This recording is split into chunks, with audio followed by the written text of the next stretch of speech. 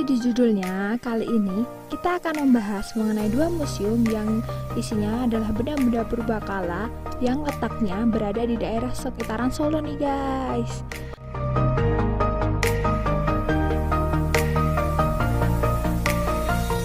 Nah, selain untuk menyimpan benda-benda bersejarah, museum juga bisa digunakan untuk sarana belajar dan juga rekreasi loh guys.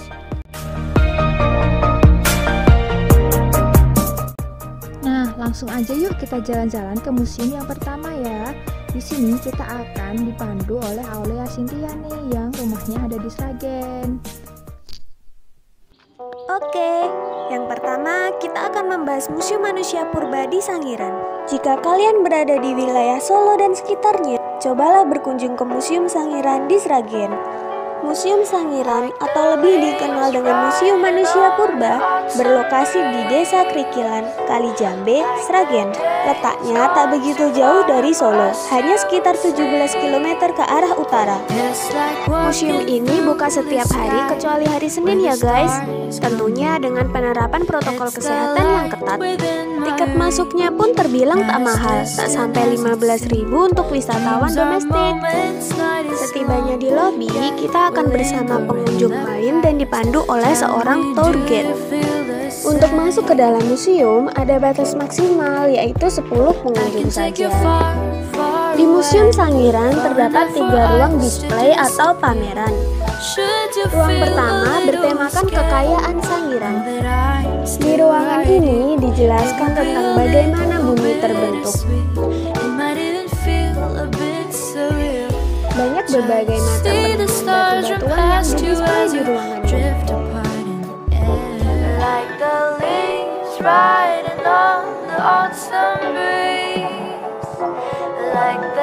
Selain penemuan batuan, di ruangan ini juga dipajang fosil gajah loh.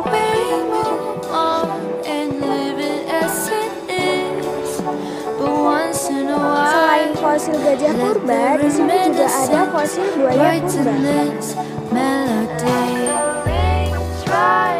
Di setiap sisi, tour guide menjelaskan tentang bagaimana kehidupan manusia purba zaman dahulu.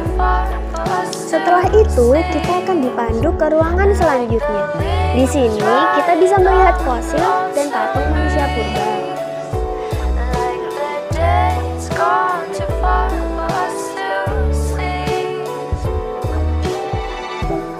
Di sini pun juga didisplay fosil kuda Nil. Fosil ini sudah berusia 1,2 juta tahun loh. Keren ya. Selain fosil kuda Nil, ada juga nih beberapa tengkorak manusia purba. Nah, di dalam kotak kaca ini adalah beberapa alat yang digunakan manusia purba untuk berburu. Ada bilah, ada serpih, kapak berimbas, dan masih banyak lagi.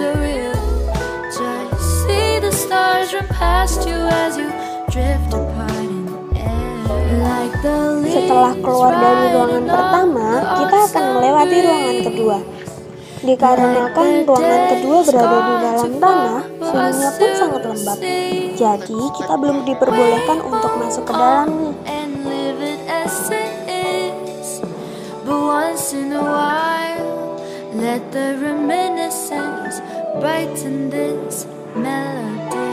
Setelah itu, kita akan menuju ruang display yang ketiga.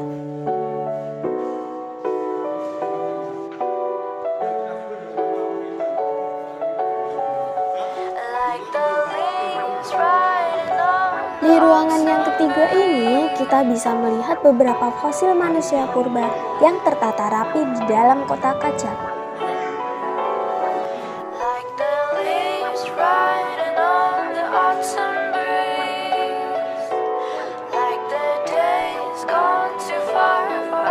Di ruangan ini, kita dijelaskan tentang sejarah kehidupan manusia purba dan umur mereka.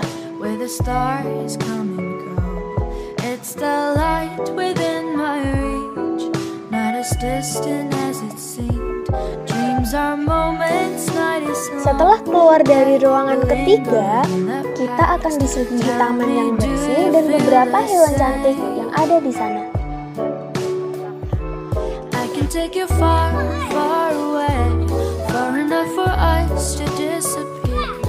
Oke, itulah beberapa penjelasan singkat tentang Museum Manusia Purba.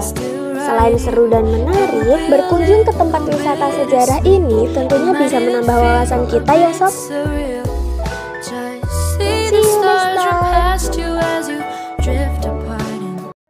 Nah, sekarang kita lanjut ke museum yang kedua yuk, yang letaknya ada di Boyolali, dan kita akan bersama Asih Sugiwati. Halo sobat, sekarang kita lanjutkan perjalanan ke Boyolali yuk. Jadi, Boyolali juga punya museum loh. Nama museum ini adalah Museum R. Hamengwardoyo. Museum ini terletak di Jalan Boyolali Solo, tepatnya Jalan Pandanaran nomor 19, Tegal Mulyo, Siswadipuran, Boyolali. Museum ini memiliki 2 lantai dan atapnya berupa panel kaca berbentuk piramida. Bangunan museum ini mulai dibangun pada tahun 2015. Katanya sih terinspirasi dari bangunan museum Louvre yang ada di Perancis. Jadi tidak heran kalau bangunannya agak mirip-mirip dan sangat indah ya. Nah, selain itu, nama yang digunakan untuk museum ini diambil dari nama bupati yang pertama kali memimpin Kabupaten Boyolali setelah Indonesia merdeka. Nah, kalau kalian ingin datang ke museum ini buka setiap hari dari jam 8 pagi sampai jam 3 sore. Langsung masuk aja yuk. Dari pos satpam, kita bisa langsung belok kiri dan mengikuti jalan yang menuju ke pintu masuk museum. Tetapi karena adanya pandemi COVID-19, ternyata pintunya ditutup dan semua aktivitas untuk masuk ke museum itu lewat pintu belakang. Kalau mau masuk gratis kok, syaratnya cuma menulis buku tamu dan pakai hand sanitizer. Oh ya, jangan lupa untuk selalu pakai masker kalian ya teman-teman.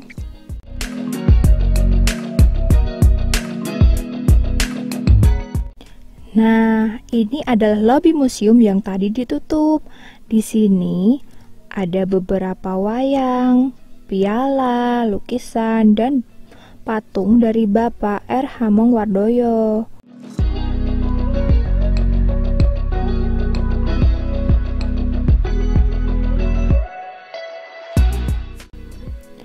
Ada juga miniatur patung Lembu Sora.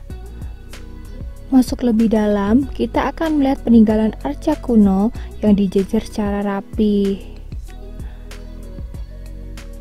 Ada juga peninggalan budaya berupa lumpang dan juga meriam Jogoboyo yang dulu digunakan untuk menyerang musuh.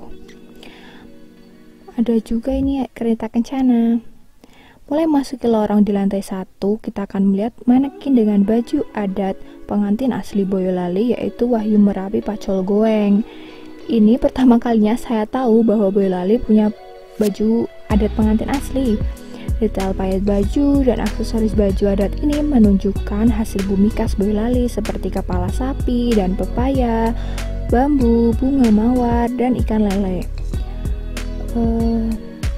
Sangat cantik bukan? Dan saya sangat terkejut sih. Ini bagus sekali dan bisa jadi referensi pernikahan kalau sobat-sobat mau. Nah, setelah itu kita akan melihat diorama dalam kotak kaca seputar kejadian bersejarah yang ada di Boyolali ya. Mulai dari ini meletusnya Gunung Merapi tahun 2010 yang sangat heboh. Kemudian ini peresmian kabupaten baru.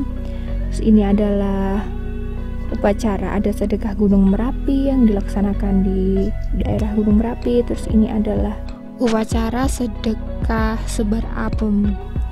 Di dinding lorong terdapat lukisan semua Bupati Boyolali dari mulai sebelum merdeka sampai terakhir kali menjabat. Kita juga akan mendapati Kerajinan Kuning ada di Cepogo, foto-foto dan peninggalan sejarah yang sangat terkesan di Kabupaten Boyolali. Ini adalah foto dari keluarga R. Hamengwardoyo ya. Ini peresmian oleh Pak Soeharto. Kemudian ini adalah jam yang dulu ada di Tugu Jam Boyolali. Dan masih banyak lagi yang ada di museum ini. Berikut ini adalah beberapa barang peninggalan sejarah yang ada di Boyolali yang saya shoot ya. di lantai 1 Museum R.H. Mongwardoyo.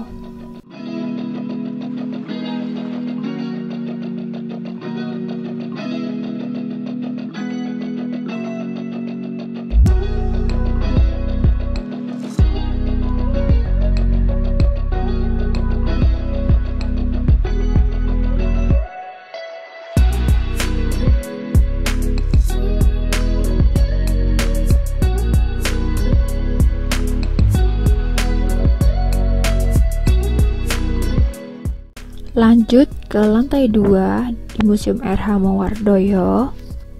Jadi menuju ke lantai atas, di sepanjang lorong bagian kanan ada dinding yang isinya adalah foto-foto bersejarah dari Kabupaten Boyolali ya, yang akan menambah pengetahuan kita.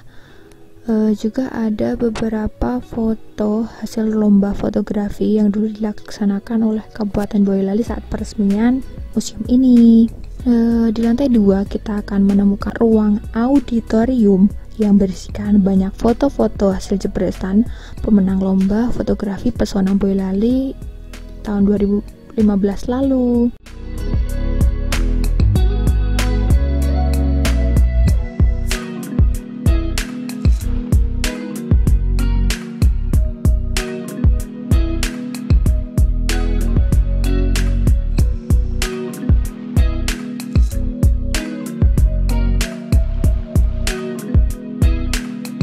Dari lantai 2 ini kita dapat melihat Jalan Boyolali Solo yang ramai. Di bangunan atap dan juga teras luar banyak ditanami bunga sehingga akan memanjakan mata kita.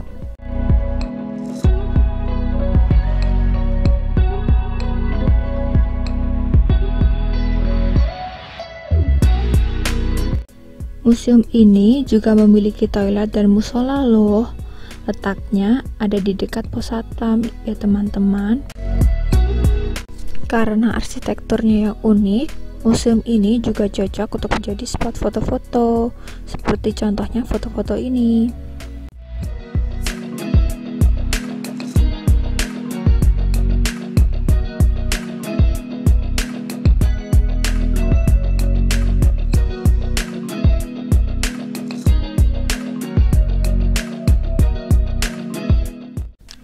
Bagaimana nih sobat? Apakah kalian jadi tertarik untuk mengisi waktu liburan dengan berkunjung ke museum-museum tadi?